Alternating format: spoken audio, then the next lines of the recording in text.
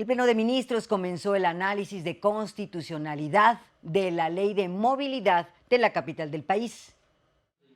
El Pleno de la Suprema Corte de Justicia inició el estudio de 2 acciones de inconstitucionalidad promovidas por la CNDH y la Comisión de Derechos Humanos Capitalina contra artículos de la Ley de Movilidad del Distrito Federal. El inicio del debate pasó por la presentación de 2 propuestas del ministro Alfredo Gutiérrez Ortiz Mena, ponente de los asuntos.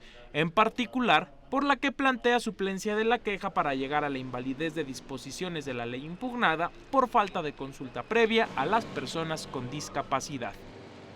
Se declara la inconstitucionalidad de la porción normativa que dice personas con discapacidad de la fracción 64ª del artículo 9º y de la totalidad de la fracción segunda del artículo 69 de la Ley de Movilidad, por haberse emitido sin consulta estrecha con las organizaciones que representan a las personas con discapacidad. Para algunos ministros, la falta de consulta provocaría la invalidez total de la Ley de Movilidad, pues sería contraria a la Convención sobre los Derechos de las Personas con Discapacidad. En los términos que prevé este artículo 4.3, primero, de celebrar una consulta estrecha, que ya de suyo es bastante complicado, y segundo, colaborar activamente con las personas con discapacidad y las organizaciones que la representan. Creo que cuando la Asamblea Legislativa no satisface esto, afecta de invalidez a la totalidad del ordenamiento. En donde la prioridad primera es tomar en cuenta a las personas con discapacidad en términos de la propia ley. Por supuesto que deben opinar no nada más sobre los artículos expresos en donde se refiere a las personas con discapacidad, sino en relación a todo lo que señala la ley a efecto de que ellos se pronuncien.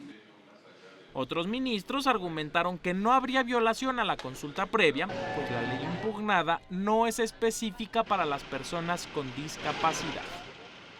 Está hablando de condiciones generales respecto de lo que debe entenderse de accesibilidad, no de discapacidad, sino de accesibilidad de las personas para poder transitar, para poderse mover, para hacer, y no está ni calificando ni definiendo a las personas con discapacidad ni a la discapacidad misma, desde un punto de vista. Las consultas no son mecanismos de democracia directa o conceptos que se integren al procedimiento legislativo. El hecho de que no exista la regulación necesaria ni suficiente para realizarla y que por ello no se haya llevado a cabo no resulta suficiente para invalidar el procedimiento que dio origen a la norma impugnada, ni parcialmente como lo propone el ministro ponente, ni totalmente como lo plantea el ministro Cosío.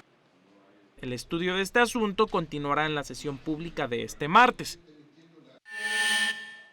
En otro tema, el Pleno fijó como efectos de la declaratoria de invalidez de 6 artículos del Código Penal del Estado de México relativos al secuestro, su retroactividad a partir de la entrada en vigor de la Ley General contra el Secuestro, y precisó que esta nueva ley tiene artículos transitorios que establecen que los procesos iniciados antes de la entrada en vigor se seguirán conforme a la anterior ley, y tratándose de hechos posteriores a la entrada en vigor de la Ley General, serán aplicables las disposiciones anteriores del Código impugnado. Canal Judicial, Mario López Peña.